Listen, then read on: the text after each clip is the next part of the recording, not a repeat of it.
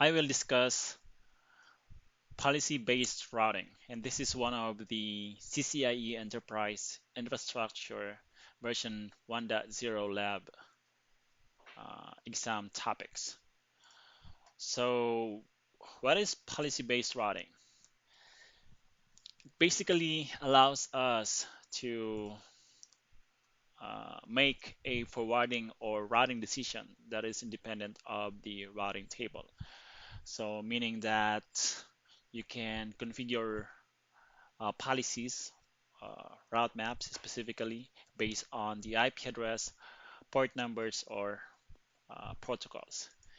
And there's actually two types of traffic that you can manipulate or influence, and that is incoming traffic, meaning the traffic that is coming into the router, and locally originated traffic, so meaning the traffic that is coming from the router itself.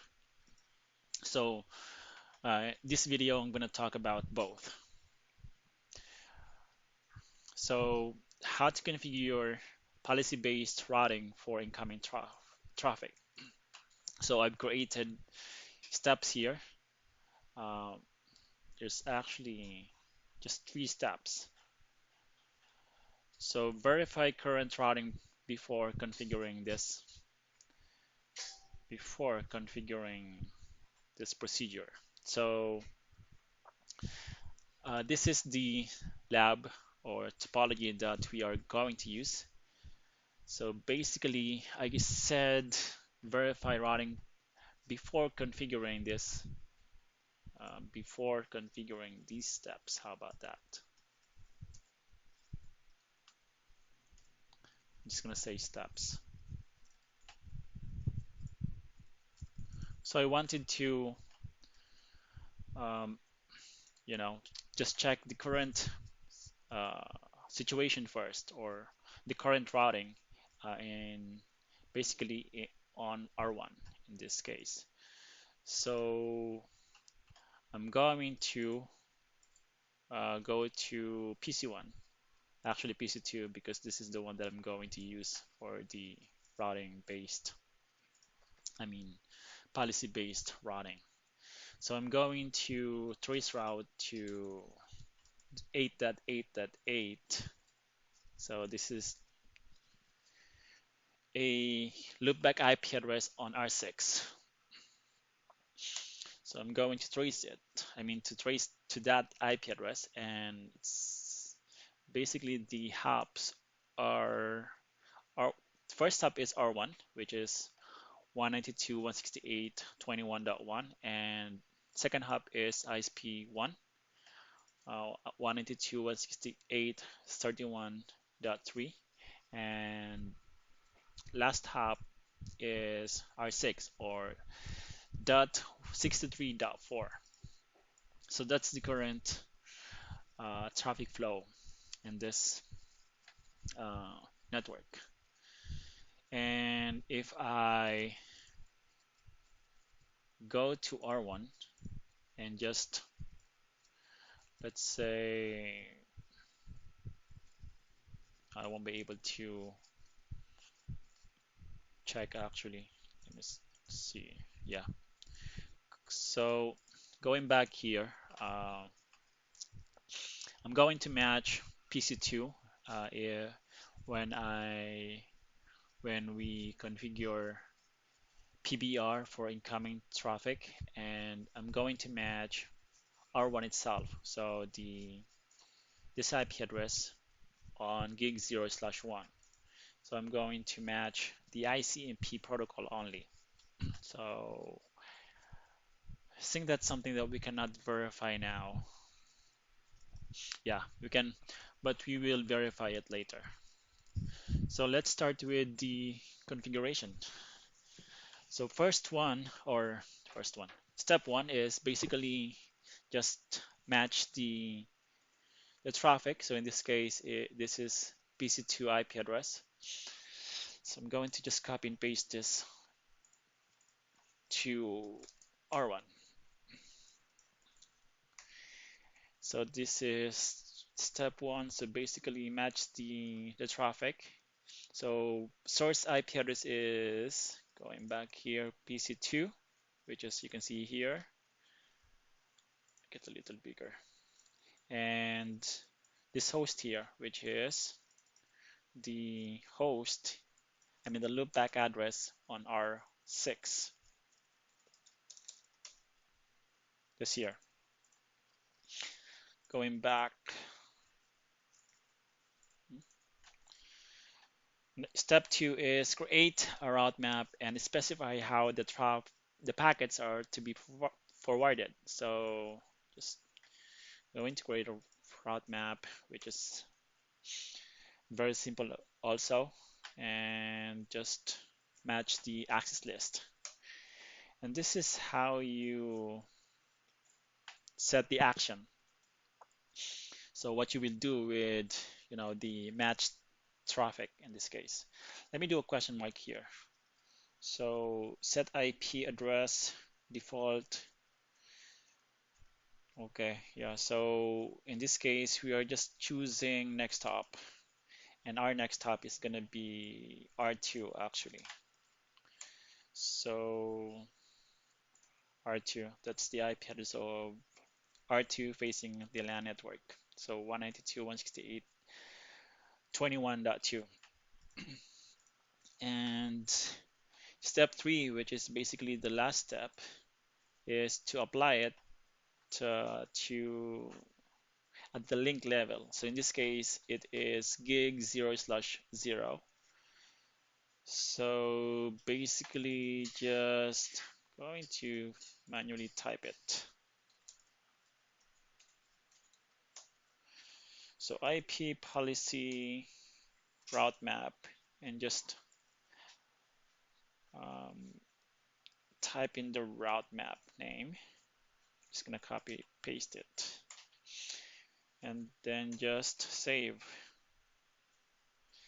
And this is one of the command that you can use to verify the configuration. So it says here that we have a match clause, which is this access list, and next hop is set clause, setting the next hop IP address for that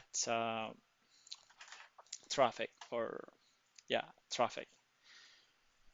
And we can also use this show IP policy. So it says here that we have our route map or policy configured on gig 0/0, and the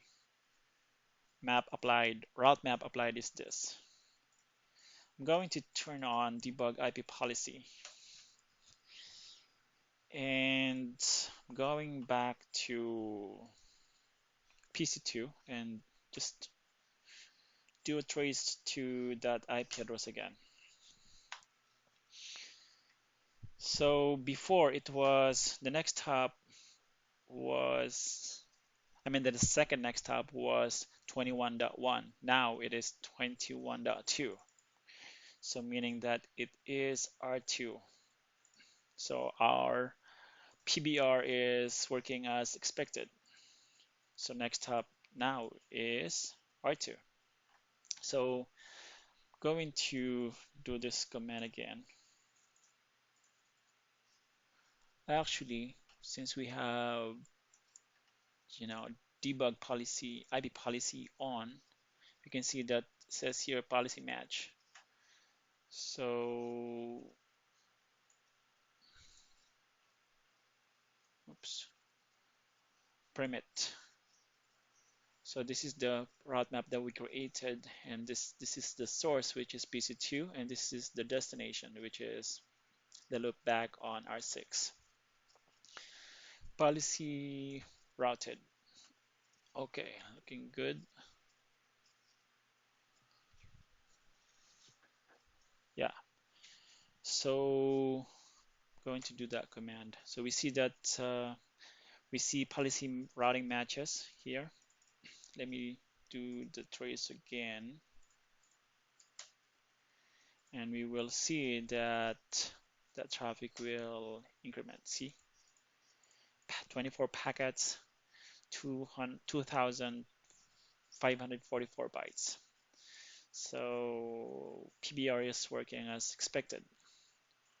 So that's it for incoming traffic. So now we will configure PBR for locally originated traffic. So basically here, what I'm doing is I'm creating a access list, extended access list, named icnp underscore R1. And I'm permitting or matching ICMP protocol for R1 itself, which is this here. The IP address configured on gig 0/1, and that's the source, and this is the destination. And create a route map again, and specify and specify how the packets are to be forwarded or to be routed. So creating a route map,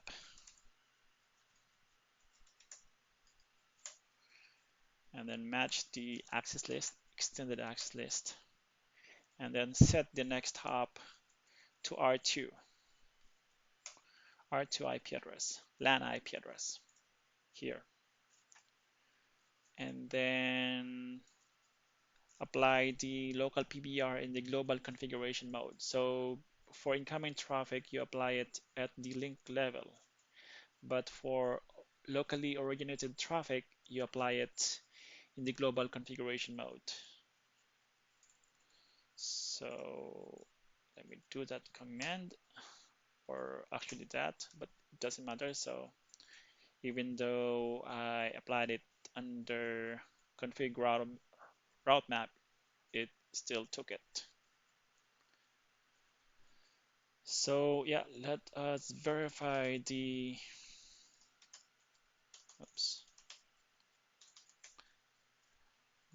route map that we just created. So we see that there's no routing matching policy routing matches, no packets, 0 packets, 0 bytes. But we see here that we are matching this access list, extended access list, and we are setting the next hop to R2. Yeah. So I'm going to ping. So we see here that, yeah, so source, destination, policy rejected. So it's applying the normal forwarding, which is,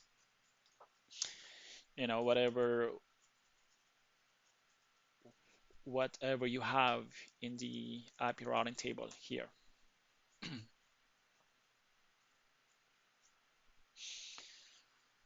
Okay, so let me ping 8.8.8. So we see undebug all. We see that here. So source, this is the access list that we created, right? So source, which is the R1, and local or destination is this. So policy match.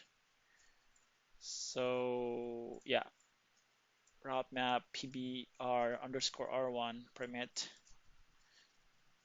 So it applied the policy. So now we can verify that by doing this command here. So we see that there's packets. Let me do it again. We will see that the packets will increment. Yes. So we see now it's 10. So basically, when the statement is marked as deny, the packets meaning the match criteria are sent back through the normal forwarding channels, and destination-based routing is performed. So when the traffic is not matching any of the match statements, the normal destination based routing is performed. But if the statement is marked as permit and a packet matches the access lists, then the first valid set clause is applied to that packet. And this is only you can only apply PBR on the incoming interface, not outgoing interface. And like I said, you can match based on the IP address, port numbers, or protocols. So yeah, I think that's it.